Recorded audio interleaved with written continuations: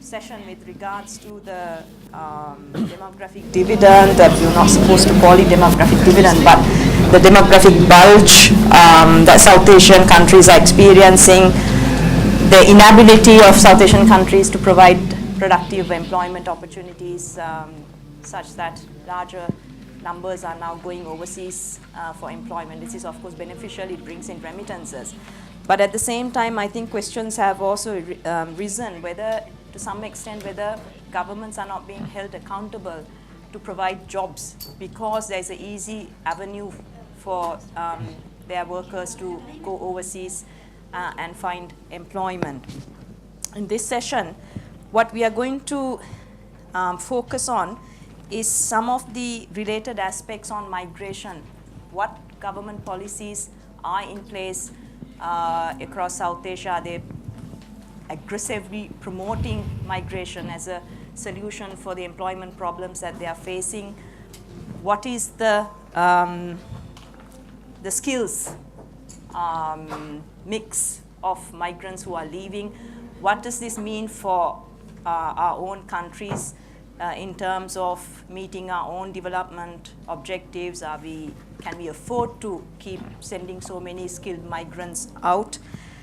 Also the thorny issue of intra-regional migration, and migration taps into deep anxieties in South Asia. It is always seen more in terms of the security aspects as opposed to the economic aspects. But is there scope for greater cooperation between South Asian countries to perhaps regularize and institutionalize the migration that is already taking place, which is largely of an irregular sort? If South Asia is losing a lot of, many of its migrants are skilled workers, what are we doing in terms of ensuring that there is some knowledge transfer back to our own countries? Are we encouraging brain gain as opposed to losing more of our workers particularly to developed countries that are actively encouraging such migration to fill their own skills gaps? And finally, when we talk about migration, migrants, we are talking essentially about temporary migrants, but we also must not forget that there is another form of migration, the more settled migrants that form diasporas. And in South Asia, there is a large South Asian diaspora, whether it's of Indians or Bangladeshis, Nepalis, Sri Lankans. How are we engaging with our diasporas? Are we sort of networking, having programs to help them to develop our economies? Countries like Sri Lanka, of course, have floated what we call sovereign bonds, but these are very ad hoc measures. Diaspora relations are always not purely confined to economic relations. There is, of course, political relations that come with our diaspora community. So a whole set of issues with regards to that aspect of migration as well. So to give us some incisive comments on many of these issues, we have a very distinguished panel. In fact, we have 3 ambassadors in this panel, and I'm sure we have aspiring ambassadors as well. And I'm pointing to Selim. Perspiring also. Not Vice Chancellor. Not Vice Chancellor. Let me very briefly introduce the panel to you. On my left is Dr. Irudaya Rajan, who is the chair of the Research Unit on International Migration, Center for Development Studies in Kerala. Next to him is Dr. Selim Raihan. He's the Associate Professor of the University of Dhaka in Bangladesh. And of course, on my extreme left, most of you have already listened to him, Ambassador Farooq Sobhan, who is the President of the Bangladesh Enterprise Institute. On my right is Dr. Madhu Raman Acharya, who is the former Executive Director of the South Asia Center for Policy Studies. And further to my right is Nihal, Rodrigo. I think the Sri Lankan audience and the South Asian audience know him very well. He was a former Secretary General of SARC. and I think I'm still missing my late addition to the panel, the sixth member, who was to be Dr. S.D. Mooney, who is a visiting research professor at the Institute of South Asian Studies at the National University of Singapore. I hope he will join us. So let me first of all start with posing some questions. Oh, here he is. Here he is. I have just introduced you, Dr. Mooney, in your absence. So you can make a grand entrance now. Entrance. He's on time. He's on time. And thou shalt have long life. He's also a former ambassador. Oh, Yes, sir. right. Okay. The former ambassadors are now 4. They are majority now. To Dr. Rajan, let me start with you. To ask the question of what is India's policy towards migration. Does India view migration as a easy remittance earner that is giving a cushion for its macroeconomic balancing options? Has it, in a sense, has the government abrogated responsibility to create productive employment because migration offers alternative means of employment? We know that India has had a phase of what we call jobless growth. So does India have a policy on migration? What is this focus of that policy? Has there been any success, failures? And related, secondly to that, also I want to touch a little bit on the IT sector of India. There is, I think, a lot of rhetoric that the IT industry took off because of engagement with the Indian overseas diaspora community, etc., that came back, brought their skills, and set up establishments in India. How true is that? And is there any lesson for the rest of the South Asian countries in terms of what happened in India? If I could just request all panelists to try and confine their initial remarks to about 7-8 minutes, and then we will open up to the audience. Will there be any flags? Somebody doing Yes, flags? yes. Yes, there Just is. in yourself. There is someone doing flags. Doing? No, just this one is on India. Go ahead. Mostly on India. Yeah, can you hear me? Yeah. In fact, let me start by thanking the organizer to organize this particular session, because normally migration is not important in any context. We just only give them lip service to the both migrants and the migration issues. I am going to pick up 2 topics, but I will be speaking one more. But the diaspora I will speak very little. How important does migration receives in your country's policy arena? If you ask me straight question, I say no. Nothing they are doing. In fact, I used to make a joke several years back. We have what is called non-resident Indians, and we used to tell them, not required Indians for us. They are not required for us. Let them go. Let them go to hell. We are not bothered about that. Because you should look at that in a broader context. Let me give you an example of India. As of now, we don't have even how many Indians are living abroad. I think, of course, Sri Lanka is much better database because you have only one airport. We have several airports. So we have no database even today to tell how many Indians are living outside the country for work or even diasporas. I just want to give an example when though India is one of the countries today globally, only 12 countries have the separate ministry for overseas Indian affairs, and India is proudly one among them. Because I am happy that I am also maybe misguiding them sometimes, not guiding them properly. We do as a policy maker, we always sometimes guide them, misguide them. And this is 10-year-old now. The ministry is 9-year-old. And when the ministry started, in their annual report, they wrote that Indian diaspora has 25 million. They put one number. Where it came from, nobody knows. It's just a number, maybe to show that they are big numbers. And after completed 5 years in 2011, 2004, they started the UPA 1, which government, and 2009, after 5 years, the report said, we have now 30 million. So I asked them that how did you get this 30 million? Because every year you added 1 million. Because 25 it became 30. And they were, of course, very, very angry in the sense, we have calculated. I think how did you calculate? Because I should know how did you calculate, but they were not, I was not convinced by their answer. The next year, they put the number 27 million. It has come down from 30 to 37. This is what we are giving importance to the basic numbers of our diaspora. That indicates that we are not bothered about them. And 2008, they set up a committee to write a migration policy for the country. Even today, there is no migration policy for India. We have only Immigration Act. This is only act to send people, but we have no policy. And there was a committee set up. We drafted a policy. In fact, there was a 5-member committee, which was, I was also one of the members of the committee. And the policy is under the table because it is not priority for them. Maybe the priority may be the food security bill. We don't know. But the priority is not there because if you look at the number, currently we have 12 million migrants who are holding Indian passport. This is what a rough estimate we have. 12 million Indians currently working anywhere in the world holding still Indian passport. Somebody has already left India, working in UK, he got a UK passport, he becomes diaspora. We are talking about 12 million. Out of that, 6 million are in the Gulf.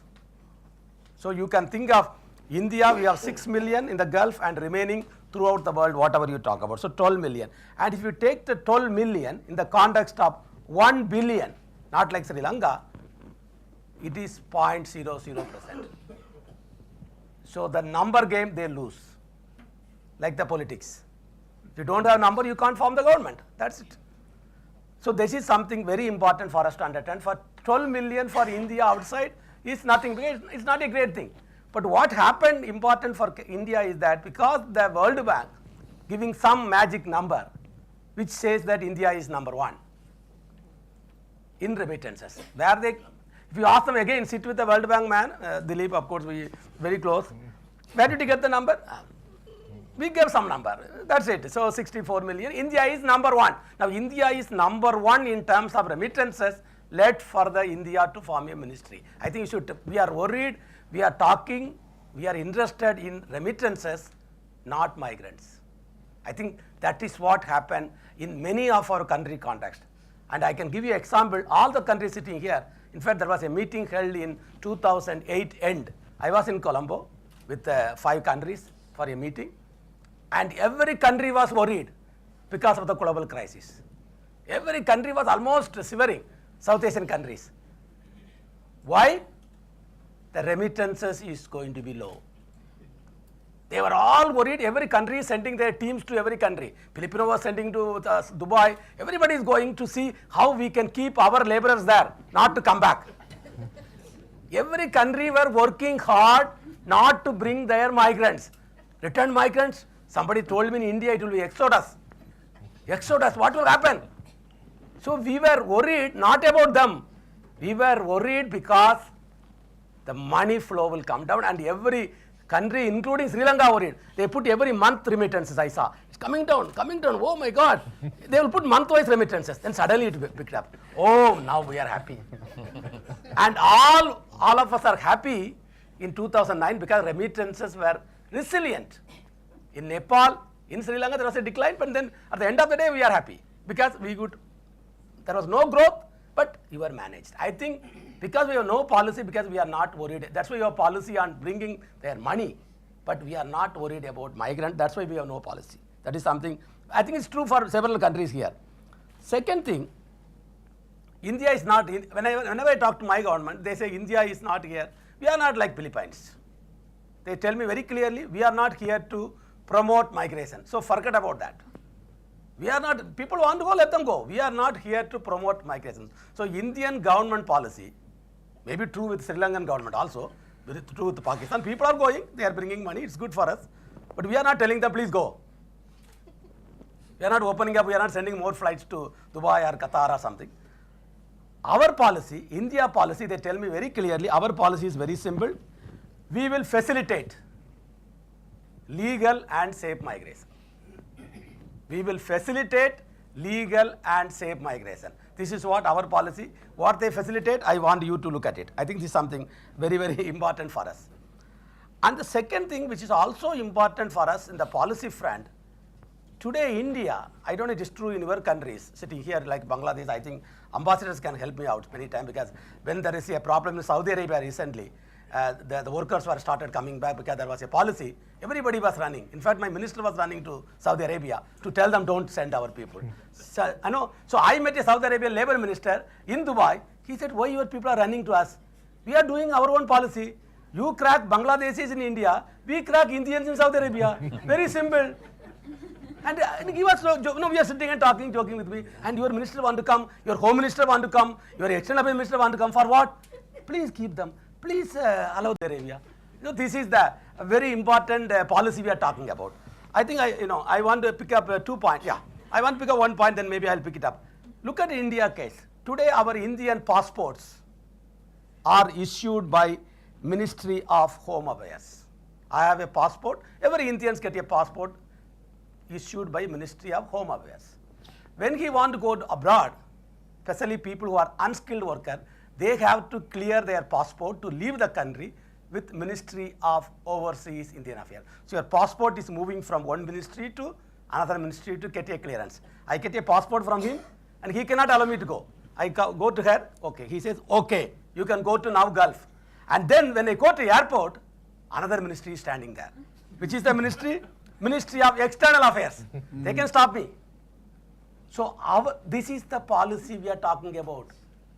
My passport is seen by 3 people and all of them can tell me, in the airport, they can tell me you cannot go because your visa is something wrong. They can tell me. And if you talk to the External Affairs Ministry, in the ambassadors, in the Gulf country, they say, we are not here to look at the labor, we are here on consular issues. If the laborers are dead, we will send the body. Don't worry about that. We are not here because why we should listen to you? I asked them sometime, I am coming to Saudi Arabia. He said, don't come. He said, don't come because if you want to come to Saudi Arabia, you have to get a letter from Ministry of External Affairs. We are directly under External Affairs. You are coming from Ministry of Overseas Indian Affairs. So we have to coordinate ourselves first to create a new policy, which we are not doing. I'll stop with that and we'll pick it up later. Thank you, Dr. Rajan. Brought out some interesting issues. I think one I want to ask, turn to Selim and ask whether this is so in Bangladesh as well, whether you look at migration as remittances as opposed to migrants. I think in Sri Lanka also we tend to do that. So I do agree with Dr. Rajan on that, but let me ask Selim whether that is so in Bangladesh. Is Bangladesh seeing more and more of its youth underemployed population going overseas for employment? And one aspect of seeing migrants as in terms of remittances is that we are encouraging skilled migrants, again because skilled migrants are known to provide more remittances. So I want to ask the question whether is this happening in Bangladesh, that Bangladesh policy is also turning now towards sending more skilled migrants, and what implications does this have for Bangladesh's own larger development aspirations? Thank you. I think it is really very unfair to have Professor Rajan as the first speaker and the others, because he set such a standard, and then we can't do match the standard. So you'll have to forgive us. But I think it's a very important point, because even if you look at the demographic dividend, the type of the word, the bulk word we discussed, I think, in the afternoon. Bangladesh has got that actually in the total population. Almost 60% is the youth, and and in the short and medium term, there is a high possibility that this demographic dividend will continue. But the problem is that when you look at the skill composition, it's definitely like the way we know that about South Asia, it's very much low skilled, and it's not that in terms of developing the skill, the country is still, I think, lagging behind. When you talk about the migration and remittance. Now the issue is I think the problem is, I think I have talked to some economists. There are views like, okay, if you look at the whole thing in a form of comparative advantage theory, then Bangladesh has a comparative advantage in unskilled labor or low skilled labor. So, and this comparative advantage will continue, and the country will benefit from that, sending this unskilled or low skilled labor. But the problem is, when you think it from with a very longer time horizon, probably these competitive advantages will not be there. And you need to have a better skill composition. And the problem is, in the dynamic competitive advantage sense, that thing is not there. I just give you one example.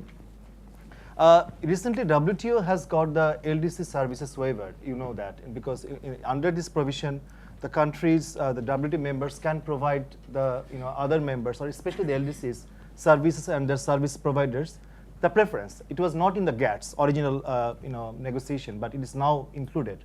So I have recently done a study for World Bank where you looked into 3 different services sectors: IT, BPO, nursing, and Mode 4. And the problem was, there's a market access issue, but the more important issues were at the domestic capacity level, at the internal, where you don't have that capacity to develop that sort of skill, to send and to capture the market in the foreign countries. So I think this is something very important, which I think Bangladesh is still really missing. Can't really talk on behalf of Sri Lanka, but I think in Bangladesh we really see that policy is definitely not there. And when you talked about migration versus remittance, and Professor Rajan, he also I think mentioned this point. I think this is very important because I fully agree with his view that when during the global economic crisis and also when the economy was slowing down, the people were more concerned about remittance and not the migrants. And there are many stories like where the migrants they suffer, and the suffering of their families when they live at home. It's not really taken into account when you think of the development process. So I think the whole issue could be like when you talk about migration as a sort of mainstreaming migration in the development process. And that, I think this is something very much missing in South Asia. How do you really take migration in one of your development objectives, and how do you put that into the whole discussion or discourse of your development? I think when you look into Bangladesh's development policy, 6th five-year plan is the current development policy and other development policies. Migration is, or remittance is something like touched, like it's one of the topics, but it's not being considered as your one of the development tools. And it is, since you don't really consider it as one of your development tools, the related issues like cost of migration, and also the welfare of the migrant families, and also the role of institutions, different institutions, how these different institutions, they have their role in promoting sort of safe, sound migration, and also in terms of better skill migrants. And if I also talk about the gender perspective, only 5% of the annual outflow of migrants is, are women in Bangladesh. So it's a very, and if you look at the skill or the, as I talked to you, told you about the youth dividend, major employment, the youth, actually women are taking place in the ready-made garment sector. So you can see a sort of mismatch. The employment of women in the ready-made garment sector, but when we consider migration, I think women are seriously lagging behind. So definitely, I think I agree with Professor Rajan when he was talking about the data bank. We don't have clear understanding, about the number of migrants, about the how many times they come, and what is actual their position, and we need to understand about the cost of reducing migration. And of course, I think the final point at this moment I would like to say about we don't have, I think, my country, actually, I can talk on behalf of my country, that a very clear position or clear policy in the case of the use of better or productive use of remittance money. So I think this is something very important, and I would end up by saying that we need to definitely mainstream migration, and then in that way we can really consider what are the issues we are discussing now. Thank you. Thank you, Selim. I just want to pick up on a point that you made with regards to the unskilled labor surplus in Bangladesh, and that trend is likely to continue for some years, but at some point you might find that such migration is not sustainable. And actually turn to the experience of Nepal and ask Dr. Acharya, because I saw a recent World Bank study that said about 1/3 of Nepal's male working labor force is now leaving as migrants, 1/3 of the male labor force in Nepal. And that, I think, is perhaps a correct estimate, given that Nepal receives 22% of GDP in the form of remittances. And that same study suggested that as a result, Nepal is finding that its wage costs are going up, particularly in the rural sector. It's leading to gaps in the labor force, where Nepali workers are building highways, hospitals, schools in the Middle East, while back in their own country, these development initiatives are on hold, partly also due to lack of labor.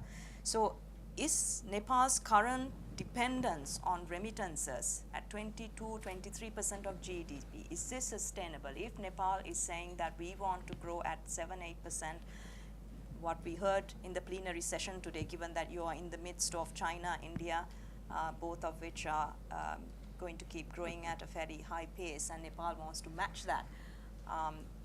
How can you, or do you see that the current policy with regards to the dependence, or I should say over-dependence on remittances, is a sustainable policy option?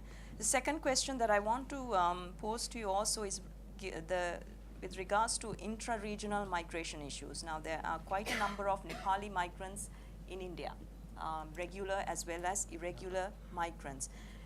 Do you see that at any point, we talk about South Asian Economic Union, which presumes that there will be free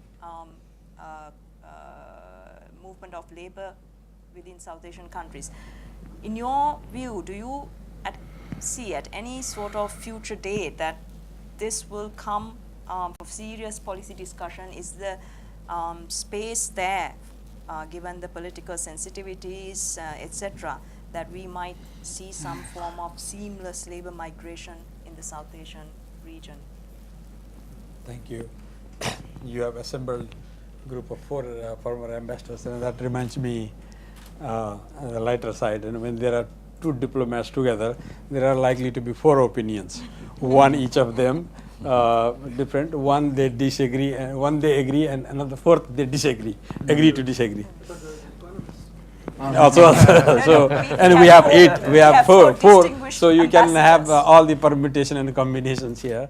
But as regards to migration, I think the question of migration in Nepal and South Asia, I'll begin with the second question you asked. You see, South Asia, despite being the major driver of migration, 3 of our countries appear on the top sending countries, remains one of the least integrated countries in terms of when it comes to labor mobility, because the theme today have building a stronger, dynamic and inclusive South Asia cannot be completed without having a really free labor mobility, integration of labor mobility.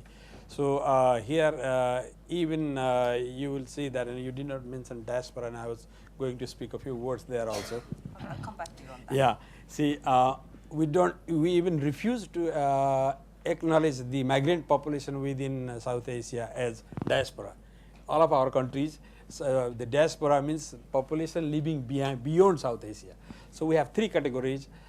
Those skilled people who obviously for obvious reasons we did not create the right kind of incentive and opportunities here, and those unskilled for obvious reasons of labor surpluses.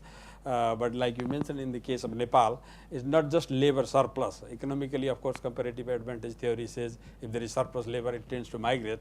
But if there are opportunities, better opportunities in other places, they will even leave the country even if there is shortage there. So that's happening in Nepal. Like you mentioned, in Nepal, the remittances are a quarter of GDP, and in fact, there is yet another statistics which shows more than half of the families has at least one person who receives the remittances per each family. So there is this huge dependence on remittances, which has helped reduce poverty and other social uplift the social indicators, but there are downsides to it. First, of course, it brings the what is called the Dutch disease, the complacency, that economy is doing good, it has a positive sides to it, but then it's not a sustainable sector, and we have not done enough. Even though there is this focus for remittances as a sector like Professor Rajan mentioned, we have this huge sector, we have to promote this policy is there, but we are not using the same thing. For example, quarter of GDP comes from remittances, but we have not invested even a fraction of that fund to train the unskilled worker who could be available locally or even go for a higher sector. Third is we have not done enough to convert from the excessive use of remittances from consumption to investment, where there is a lot of opportunity.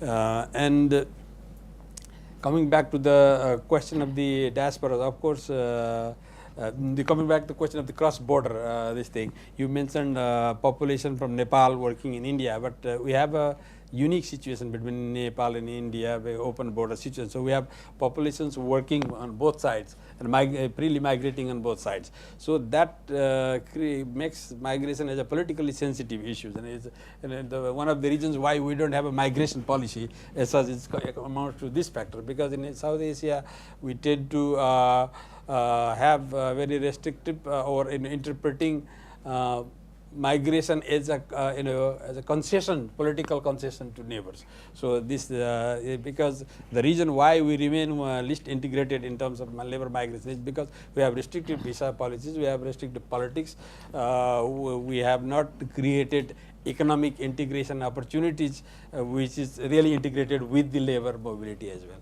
I think on the question of the diaspora, in Nepal, for example, we have this NRN community which is coming up. It's not as big as Sri Lanka or India or even Bangladesh in this sense. But one thing they have done, which I think many other countries haven't done, is they have formed an association of the whole, is a kind of not just cultural organization, but they are coming together economically.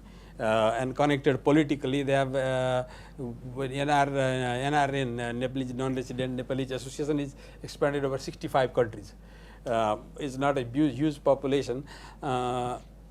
See, the first generation, the diaspora, their focus was on around their own rights. They had to do with racial profiling or second-class citizenship, or they came around certain causes. Okay, yeah, but I thought there was going to be a red flag. White one is fine. White one is good. Yeah. And the second generation were focusing on the cause, certain causes back home.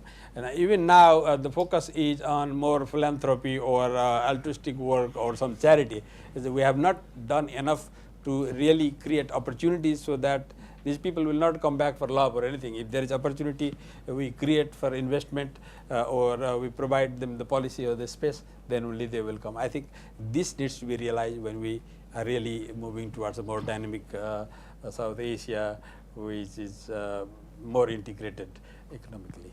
Thank you. Thank you, Dr. Acharya. I want to pose that same question to Ambassador Sobhan with regards to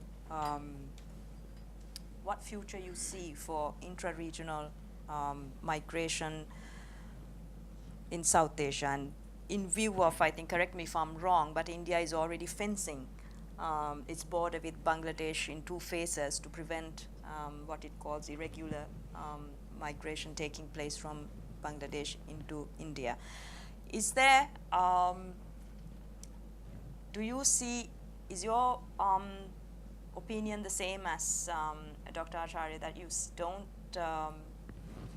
think that it's, or you believe that it's too politically sensitive an issue for South Asia to bring this to the table and to discuss ways of relaxing labor movement across the South Asian region?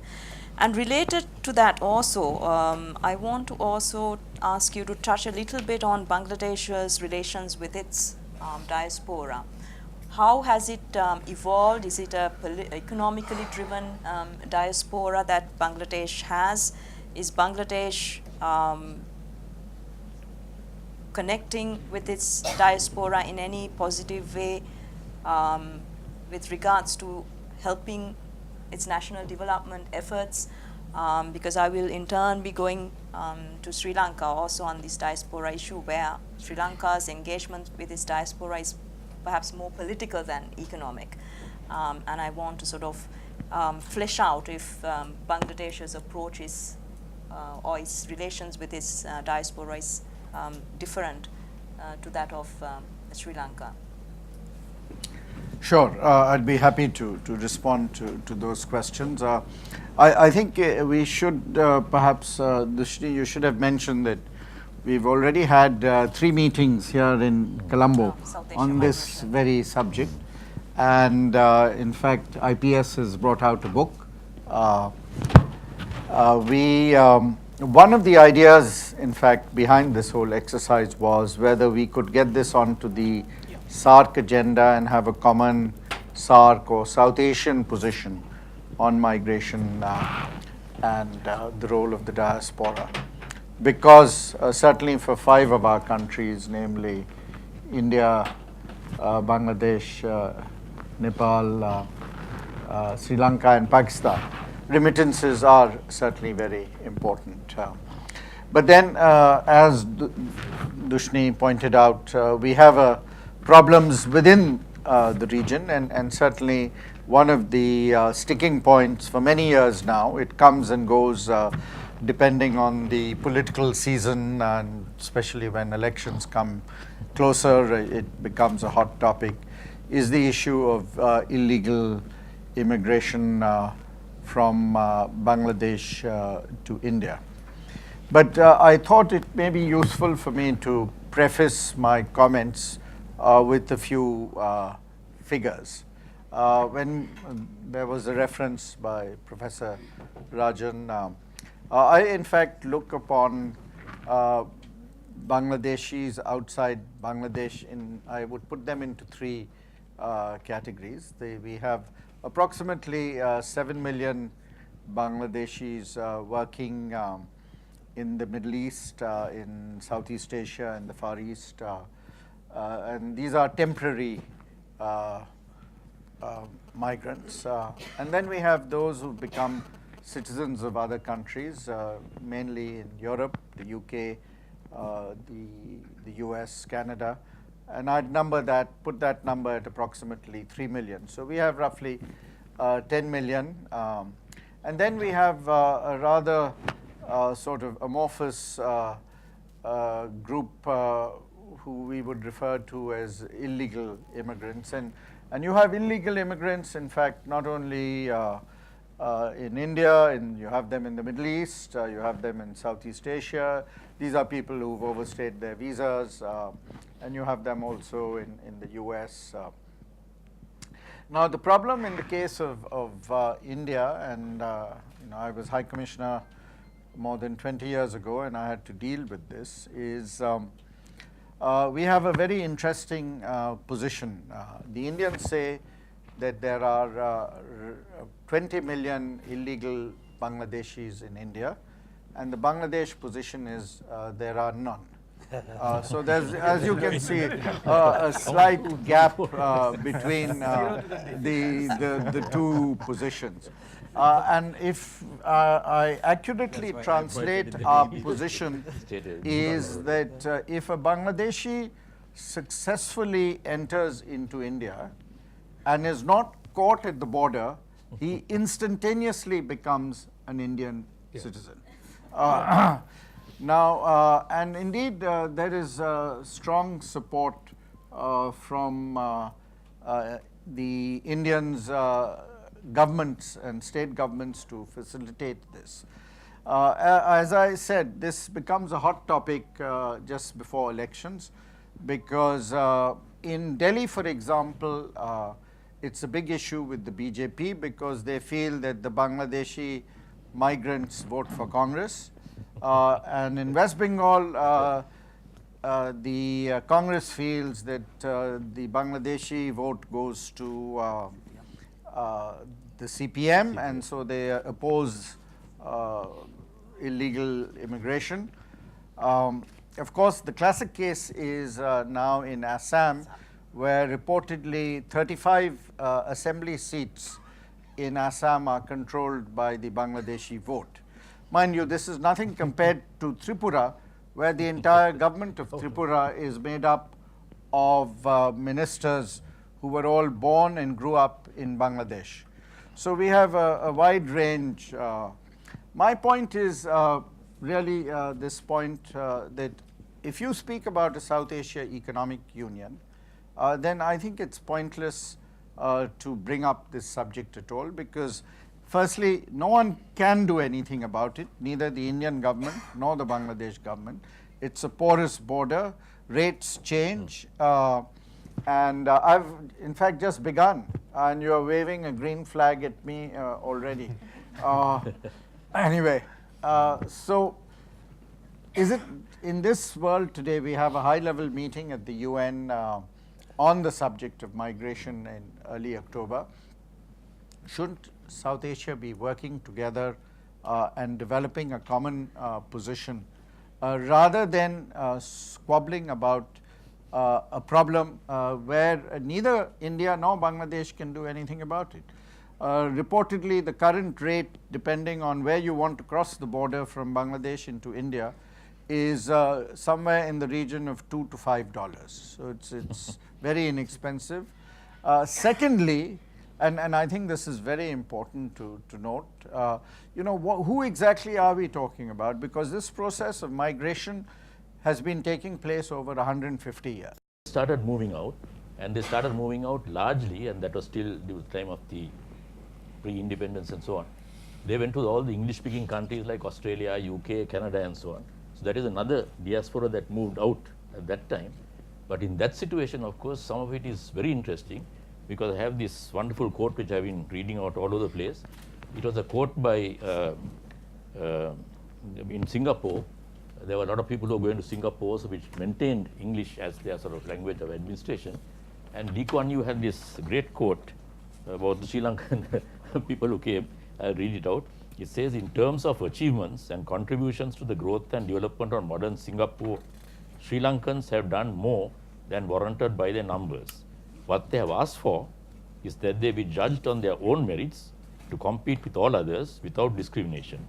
This, as far as the Singapore government is concerned, is what is best for all of us. The future belongs to that society that acknowledges, rewards ability and high performance without regard to race, blah, blah, blah. And now this was interesting because even the Singapore foreign minister, Mr. Sinnathamby Ramanan, he was also a Sri Lankan, and he even became not only the foreign minister of Singapore, but also the deputy prime minister. So there is that group. But your question was specifically on the political aspects. Then there are two other diaspora groups which are important. One is the enormous number, the largest number in fact, of women who go largely to the Middle East as domestic labor. That is one group.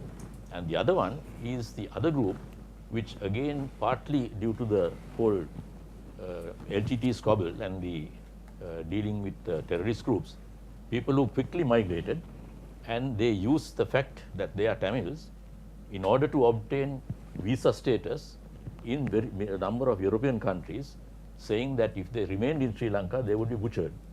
And in that respect, you have a very large diaspora, for example, which works in Canada. And since they are all concentrated in one particular area, in Scarborough, in the province of Toronto, they are also become vote banks for the locals. And you find this becomes a highly involved political issue, where the diaspora is playing a part in the Canadian politics, where they are able to sort of almost guide certain aspects of Canadian policy, including their policy, for example, towards the Commonwealth. And there are threats that while Canada will participate in the Commonwealth summit to take place here, they may participate at a lower level. So our question of the diaspora as such is somewhat mixed up, but perhaps I could speak a little bit more, if the green flag or the red flag doesn't come this way, about the women in the Middle East, which I think is the most important one. And that is, of course, particularly a tribute, and just to quote some statistics, we have something like roughly the total number of people outside is about 1.5 million of a population of 21 million, of which the majority are now women who are working mostly in Middle East countries, as well as also in European countries, basically as sort of looking after elders, as household staff, as cooks, that type of thing. Now they send back most of their money back to Sri Lanka. And to that extent, last year, they had sent in something like 35% of the total foreign exchange earnings. In other words, something like about 6 billion was sent back through these people in that way. So it was, as I can see, a green flag. So green flag is okay, I can keep driving there. That's what I thought. And When you come soon. so that seems to be the sort of basic thing. And very quickly, that's the sort of the aspects that I could quote, these 4 or 5 different groups of diaspora. Each has a different reaction. We have no influence on the, or very little influence on the last one I mentioned, this whole question of the people in the sort of the European diaspora, as they call them. At the same time, there are others like the Singapore groups who are now doing business, and a whole lot of other businessmen, Sri Lankan businessmen, who are living abroad, working abroad. Maybe their families are here, but there is a sort of a link. And also with the women, most of them are going there out so that their families at home will have enough money to survive. And this is causing a lot of social problems as well, because families without a mother sometimes have major problems, although financially they are getting some sort of remittances coming to keep them surviving. So it's a very complicated issue, that point, and I'll be happy to take questions on that. Probably that's probably easier than trying to go into a lot of detail myself. No red flag at all. Good, thanks.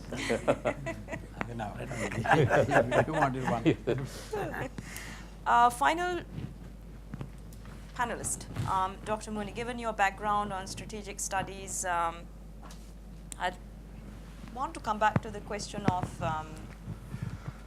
cross-border migration in South Asia, in view of the fact that many countries, even I would include Sri Lanka, when we look at going into cooperation in economic areas, that ventures into the movement of persons. Yeah. It runs into sticky issues. We have no such problem in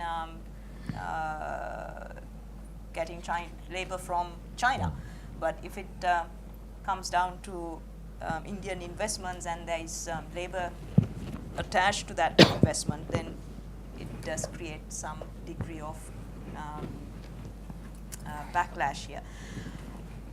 Do you think that South Asian countries will move at any point, currently they view intra-country migration very much from a security perspective.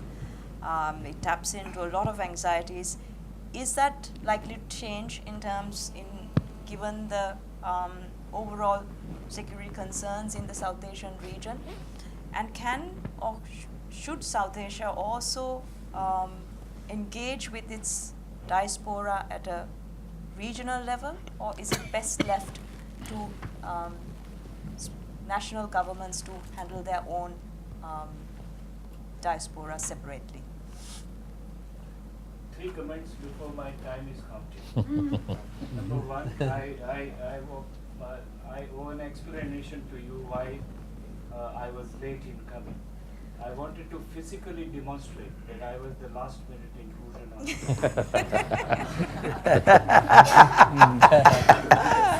that was literally last minute. Whatever He came in the last minute. said, the time taken by Dushni should not be counted as mine. Yeah, that's right. Minus. Plus points. And thirdly, I will come to Dushni's respond to your questions if additional a minute and a half is added. Anyway, I think why I am here, my only credential or qualification is based on 2 absolutely fragile pillars. One is that I have done 2 papers on India's diaspora policy, but that's not very important. Second is I am now working in an No policy. which is organizing a South Asian Diaspora Convention for the second time. We have had it first time, second time it is going to take place in October, November.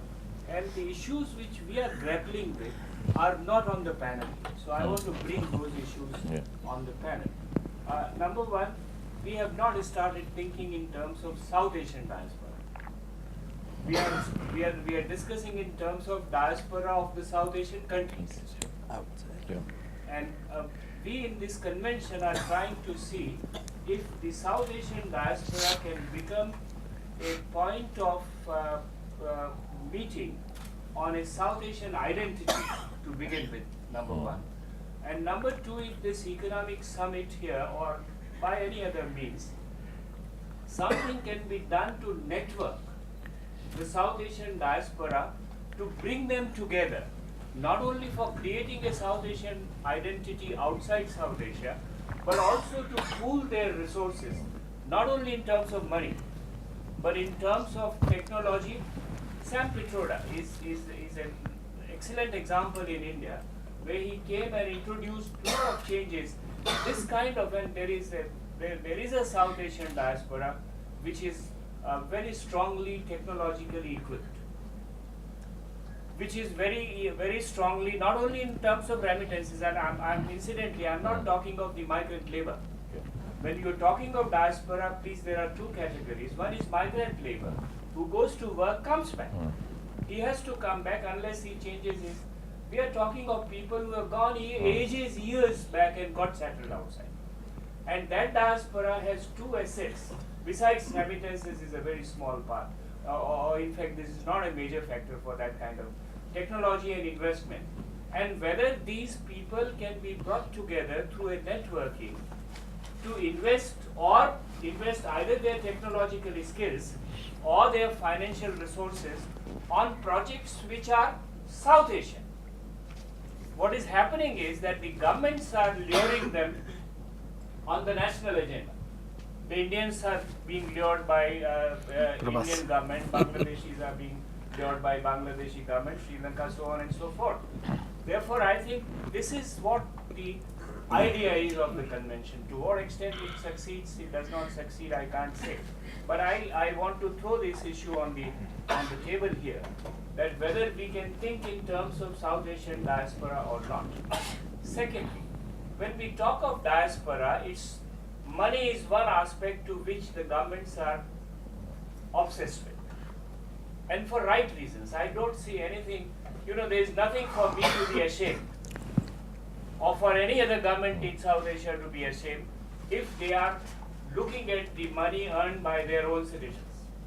There's nothing wrong. I mean, what's so faulty about it? So earning for the people who are going out for money as migrant laborers is one thing, but we have not done enough to look into the policies and incentives or disincentives why this migrant labor is allowed to go out, and whether it is facilitated or not.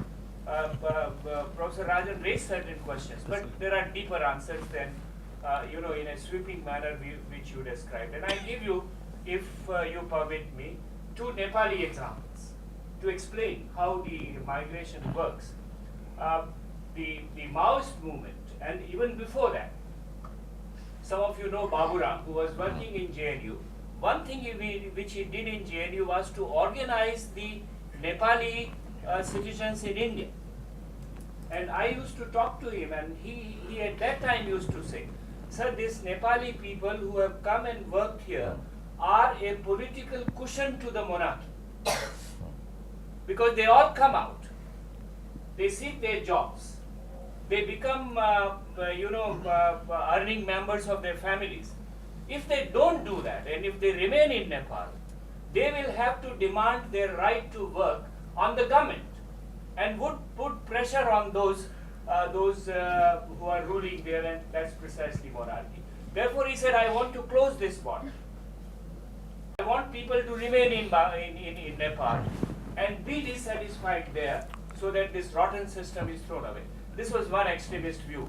But fortunately, this extremist view is endorsed by the monarchy. And I tell you an incident without naming the person, who was the secretary to the king. And I said, why are you not using hydropower or various other resources to lay out industries and all that and keep your people here?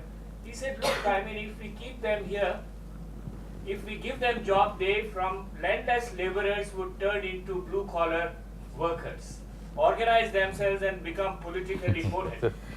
It's better they go to India and remain there, or anywhere else they go to India.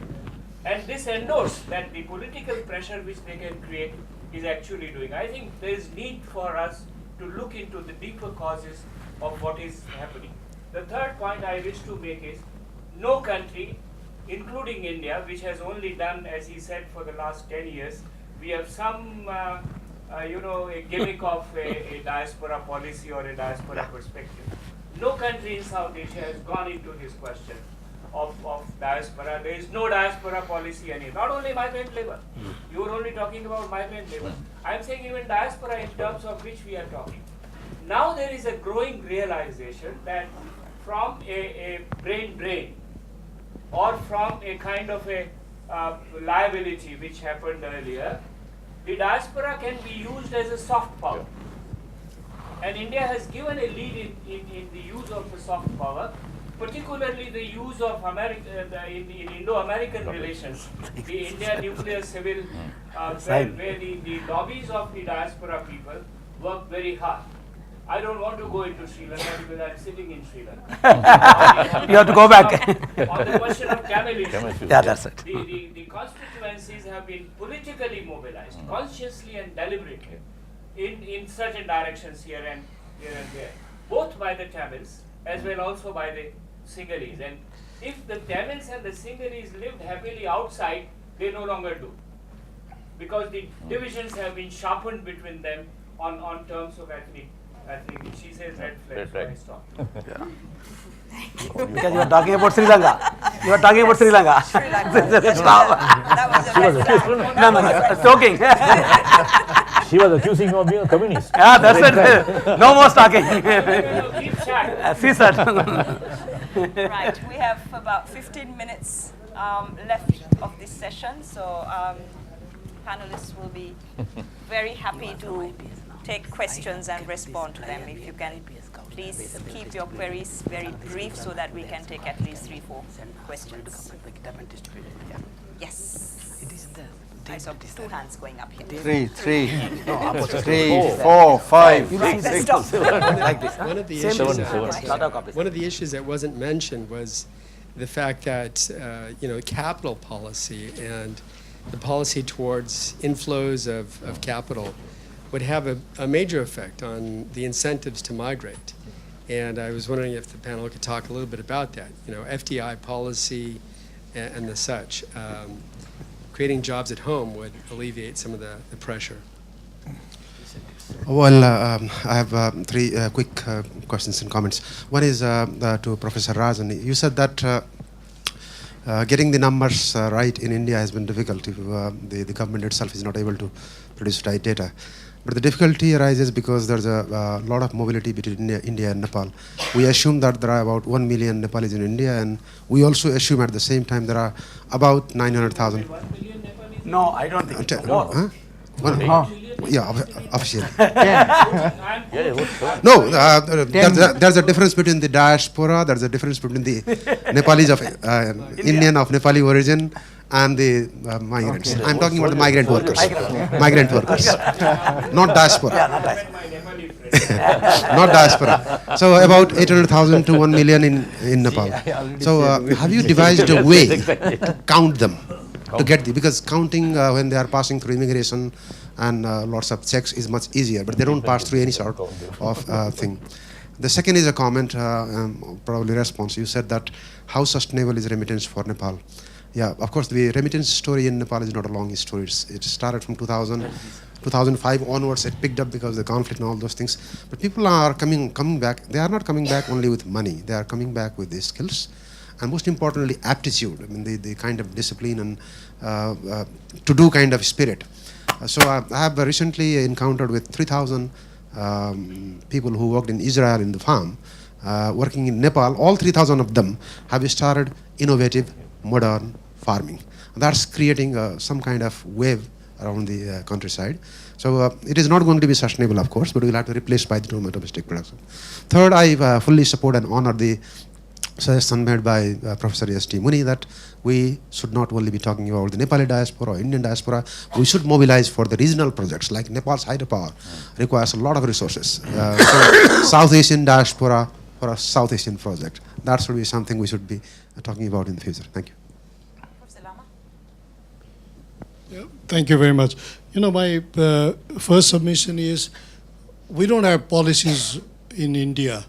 We don't have policies with regard to any kind of migrations, whether in migrations or out migrations, right? And we don't have policies precisely because policymakers would not like to have policies on these issues. Otherwise, if you have policies, you are disciplined. You have to be, you have to manage the way policies is. I think that's because you see refugee management. We don't have, right? We have never signed the convention also and the protocol also. Right? If you have, say, illegal immigrants from anywhere, we don't. My second question is, you know, we have this major international literature today talking about increasing securitizations of the migrations, right, particularly from the developing countries.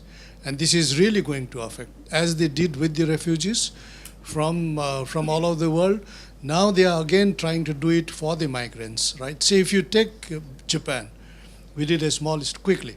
They say they have 3 words in 3 Ks in Japan, and in English we have 3 Ds. They call it kitanai, that is a dirty, kitsui, that is demeaning, and kaiken, that is dangerous, right? And in these 3 Ks, they allow irregular migrants also. They allow all kinds of migrants also. But when it comes to the portrayal of migrants, they call themselves as illegal. They call themselves as security threats. So how do you overcome? Because this is going to be a fortress kind of situations, particularly from the West, as far as the migration is concerned. This increasing security. How do you deal with this? We'll take 2 more questions. Yes, and I saw that hand going up earlier. Can I 1 and 2? And also this man. Okay. Take it. No. Shall I go first? Yeah. Yeah, it has been mentioned that... Can you introduce yourself? Yeah. I am Joseph from Kutch in Jaipur. It's been mentioned that we South Asian countries put together accounts for the largest supply of... Yes, I'm Aradhana from Delhi University. In fact, I'm a bit confused in this session. I really don't know what is the focus of this discussion. I mean, do we want to talk about the policy approach that the government should adopt towards migrant? Or should we talk about the benefits that we can get from them? That is, how can we harness the diaspora that is abroad? So what is exactly the focus of today's discussion? It hasn't really come through, to me at least, so I'm really feeling a bit lost. So now, if you talk about... If you're talking about, say, migration policy, so what exactly you are talking about? What should be the components of the policy? Because migration policy can also focus upon the ways in which we can, exploit that benefit. It's because benefit doesn't come merely in the form of, remittances. It comes like, it has come out like it can come in the form of entrepreneurship. It can come in the form of, say, some sort of projects or skills. So is it the policy when you talk about the policy, are you talking about our focus on the approach that we should adopt towards migrant? Or it is about how to harness their benefits? Can I get 1 last question and then back to the panel? Very quickly. My name is Saeed Zaman. I am from Bangladesh. I don't have a question, but I just want to make a comment. I think there is some sort of quote-unquote misconception about the resources coming in from the migrant labor. The remittances, in national accounting, they are counted as national savings. But in fact, what happens, 90% of these remittances go for consumption of the families left behind in the rural and urban areas, mostly in the rural areas. And the only type of savings or investments that are made out of those remittances is probably buying land in the rural areas, but it's only the skilled labor who send relatively little more money. They can be a source of resource but you have to give them preference, like giving them preference in issuing of IPOs or giving them preference in allocation of land. Otherwise, it is a foreign exchange resource available to the government. It is not necessarily a resource which is available for immediate investment, because the government has to find the local currency and the fiscal space to make investment by using those foreign exchange. Maybe it helps them to reduce the current account deficit and so on. But there is this some, quote, as I said, quote unquote misconception about the remittances being a source of investment and resources. Thank you. Just very quickly, I think when you mentioned that the objective of this session, whether we were looking at the impact of migrants, remittances, there is quite a lot of literature that has looked at migration and remittances across South Asian countries and done all the estimates. What was, I think, intention was to bring out some of the policy gaps. For example, India still doesn't have a migration policy. Why is that? And issues related to diaspora, etc., that we have not previously touched on. So in some sense, to depart from the work that we've already done and heard about previously. But if I go, when you talk about can I, if policy, I can go back to the panelists and ask for quick responses. Yeah. 1.5 minutes each. 30 seconds, I'll try. Thank you. I think I tried to answer that question. You see, there are three big problems at the moment if you look at South Asia vis-a-vis the rest of the world. And that's why I made a reference to the high-level meeting which will take place in New York. My whole thesis has been, and this was reflected in the meetings we had here in Colombo, that South Asia should try and develop a common policy vis-a-vis the rest of the world, because we send migrants out. There's the issue of safe migration. There's the issue of exploitation of our people, particularly in the Middle East. We have something now called the Colombo process, which is a ministerial conference. So rather than squabbling about issues within South Asia itself, because this has now become a big issue vis-a-vis the developed world. I've just done a trip around the world looking at the whole issue of migration policies, and it's going to be very difficult now for South Asians to get into Europe and North America and even in countries in Australia, Canada, and so forth. So let's develop a common policy where we can focus on maintaining the remittance flows, which have become very important. And yes, certainly development of common skills program within South Asia. There are 101 things which we can do. And then yes, engagement with the diaspora. I mean, rather than squabbling in the US, there are a number of things South Asia can do together. Thank you. Quickly, just to point on the interregional mobility of labor, I think, Joseph, I think you were trying to mention about that. I think it can be sort of linked to the interregional investment, the way and the different modes of services. So I think this is the way interregional mobility of labor, probably I don't really see informally, we see that the low skilled labor is actually taking place informally, but in a more organized form, I think for the more skilled labor, you need to bring in interregional investment, and then I think that can facilitate labor mobility. That's it? Yeah. Yeah, I just want to pick up even your point also. One is that if you look at today the Millennium Development Goals, they have several goals. If you all look at it very carefully, all has some implication on migration. For example, somebody rightly said, migrants and remittances reduce poverty. But then when they talk about reducing poverty, they are never mentioned about migration. So you want to make it migrants as a visible. That is something very, very important. I am on that, because I don't want migrants to be used like candles. They give light to everybody, in the process they die. I think I am against that. I think migrants are being used as candle and they give light to everybody. In the process they are not there. We want them to be visible at least when the light is there. I think this is something, it's a very hardcore thinking on my mind on that. That is one thing very important. We have to make them visible. We are talking about earlier gender mainstreaming. I think it is time to talk about mainstreaming migrants into the development process. How can, for example, state like Kerala, which gets 31% of the Kerala state domestic product, cannot integrate migration into the development planning. That is something I can't imagine that. So I think that is where I am on that we are only giving lip service to the migrants. And the second point, which is also important, is that that somebody said, why can't India can count them? I think no Indians today can leave out of the country without the passport. All are counted when they go. In fact, they can give statistics on people leaving every day, like a weather report. I was telling to the government of India, you give me one airport for 1 week, I will tell you how to collect the data. They said, you want to hand over the airport for you 1 week? I said, I'm not a terrorist asking you the airport. But then they are not interested. They say it is confidential. See, I think that there is no interest for them to put the data. We are not asking we say how many people went today to buy. Every day I tell you can have a weather report like 31 airports. You can put numbers. They say Sri Lanka there is only one airport, Rajan. No problem. So I think we have no interest on them. That is where I am pushing on that. Third point is I think it's time for South Asia to unite together, because if you don't do that, we are exploited in the Gulf. I have seen, for example, 4 years back I was in the Gulf when the Indian ambassador unilaterally announced that no Indian housemaid will be available unless they are given $300.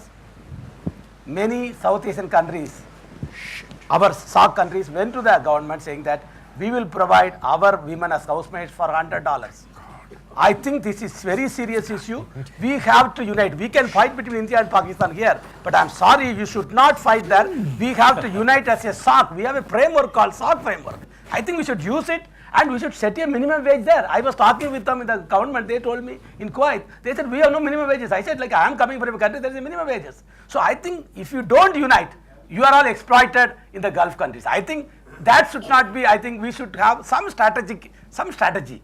In fact, today, out of 10 migrants, 7 in the Gulf are South Asians. I think we have to unite them.